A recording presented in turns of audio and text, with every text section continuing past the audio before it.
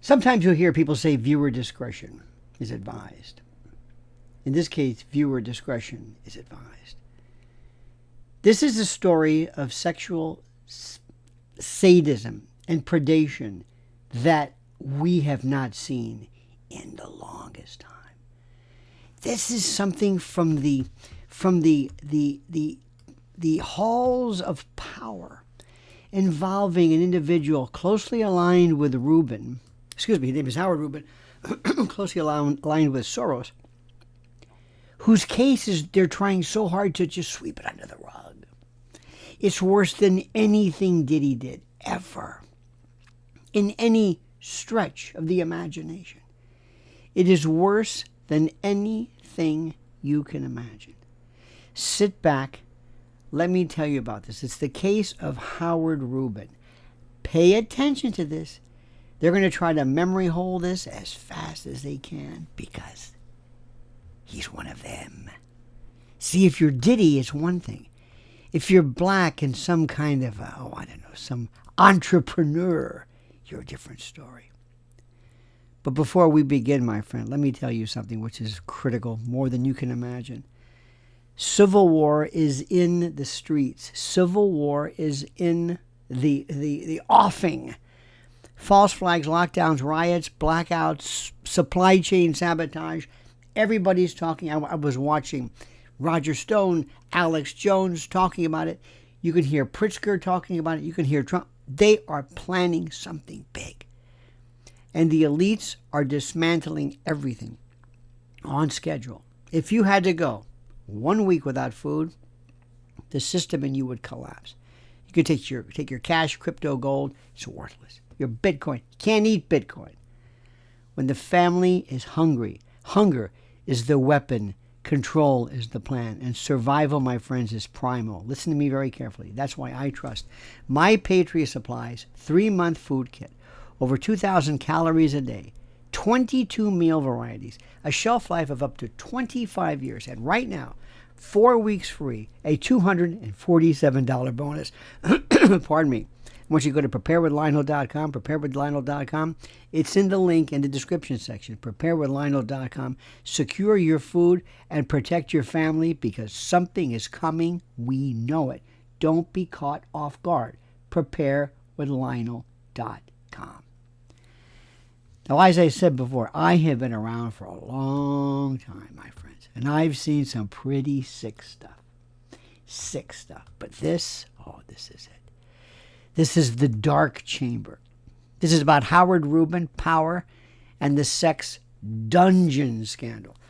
When the lights go down and the walls close in, behind a locked, soundproof door, in a Manhattan penthouse, Billionaires Row, a horrifying drama played out for years, one that could have been ripped straight from just some pulp thriller, some psychological thriller.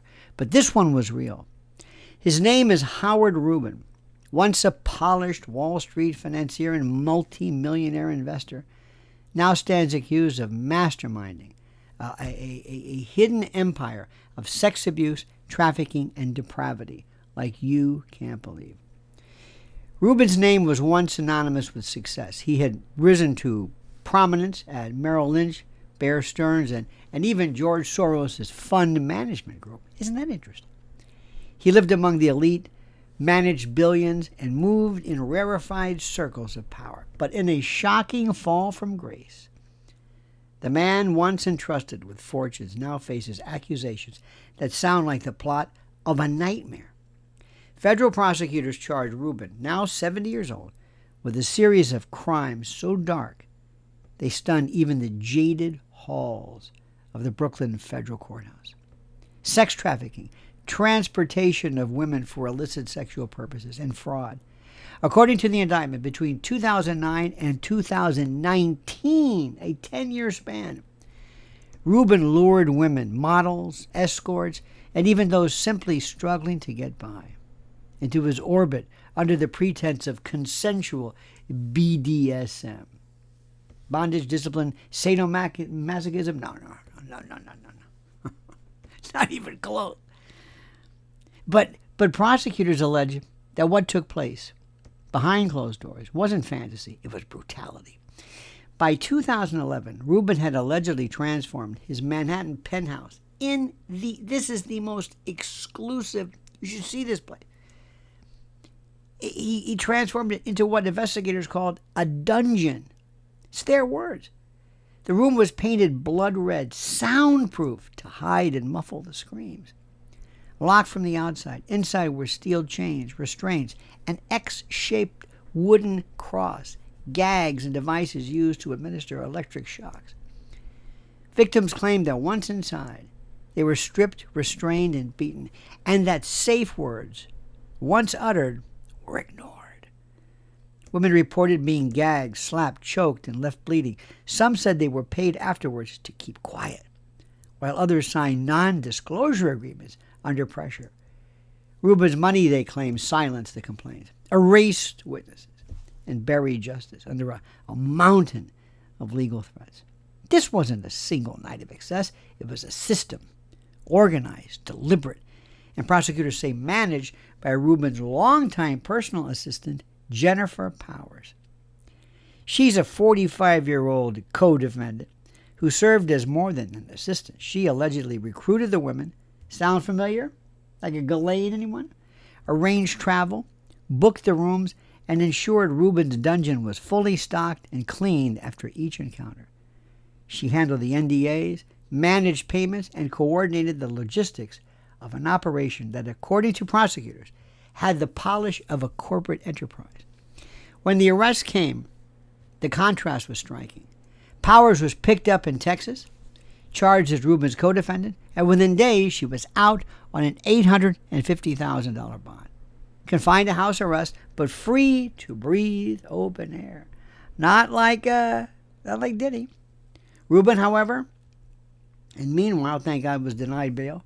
Despite his wealth and influence, the court ruled he was both a flight risk and a danger to the community. It was a stunning reversal and fall from grace for a man who once commanded financial empires. Now, the alleged crimes go back years, and the civil cases that preceded this indictment paint a pattern of cruelty and control. In one lawsuit, several women described being flown into New York for private encounters, told they'd be compensated for modeling or companionship, only to find themselves trapped in the so-called dungeon. The encounters allegedly turned violent, really violent. And when they attempted to leave or report the abuse, they faced threats, intimidation, and payouts tied to confidentiality agreements. Excuse me. Now, Rubin, of course, denied all the allegations, calling them fabrications. You're just making it up. Yet the civil suits resulted in a multi-million-dollar judgment. And prosecutors now claim they have new evidence, photographs, communications, and financial transactions that reveal the scale. Wait till you see the text messages. And then there's the political connection that has raised eyebrows. See, before his arrest, Rubin was no ordinary financier. Oh, no. He was a player in global finance, working within the same hedge fund network as George Soros, the billionaire investor and political activist whose name oftentimes appears in the orbit of, dare I say, controversy. Rubin's past role at Soros Fund Management was not criminal, but it adds a layer of intrigue to a story already dripping with globalist power and secrecy. You see, the optics alone, a Soros-linked financier accused of sex trafficking and running a Manhattan dungeon, have fueled speculation about how deep and how intricate these circles of influence really run. You know, to some, it's a story about wealth's darkest privilege, the idea that extreme power can buy silence, indulgence, and immunity until the facade finally cracks. But the prosecutors here allege that Rubin used his vast resources to maintain control. Flights were booked through shell accounts. Apartments were leased under aliases. Lawyers were on standby to negotiate settlements before stories reached the press. And when the media finally caught up, Rubin's fall from grace, as we say, was swift and brutal. And Jennifer Powers, by contrast, remains an enigma. How did the alleged lieutenant in this operation secure bail while the alleged mastermind languishes behind bars? Makes no sense to me. Some folks are suggesting the difference lies in perceived danger and resources, maybe race, maybe other factors. Rubin's fortune, once his armor, became evidence of potential flight risk. Powers with less wealth and lower visibility was deemed a lesser threat. You think? You think? Or maybe they're making a deal. But observers note a curious detail. In multiple reports, Powers appeared calm, even poised, after her release, while Rubin's own demeanor in court was described as detached, almost resigned. To some, it's the quiet confidence of someone who knows how the game is played and how the fix is in. And to others, maybe it's the arrogance of a man who still believes he can buy redemption. I don't know. But if convicted, Rubin faces a minimum of 15 years. 15 years, minimum. Behind bars, possibly life. Yet for all of its legal weight, this case is more than a courtroom drama. It's a cultural mirror, and it reflects the sickness that continues to fester when the power of people is left unchecked. Now, because this isn't just a story about one man's depravity, it's a story about the machinery that enables it. The money, the influence, the lawyers, the silence. It's about the assistants who obey, the systems that protect the powerful, and the media that often look the other way until it's too late. This Rubin case, in all of its horror, forces America to confront a very serious truth that we'd rather ignore.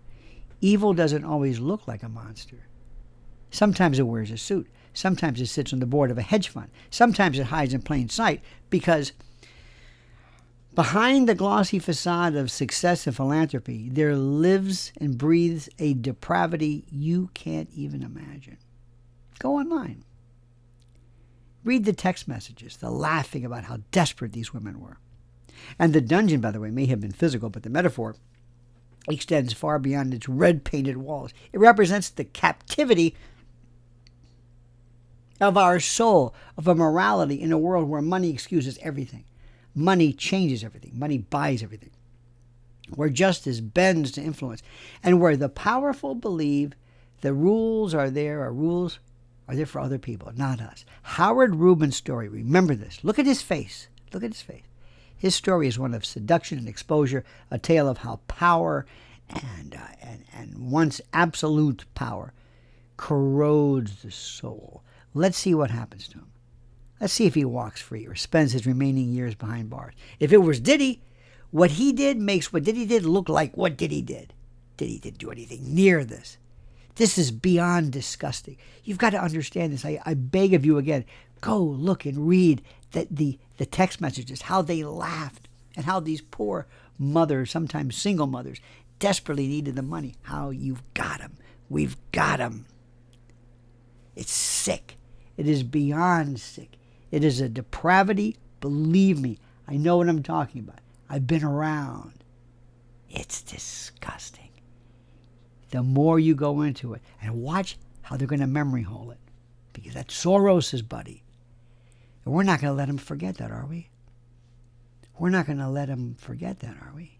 You goddamn right we're not going to let him forget. Not this time.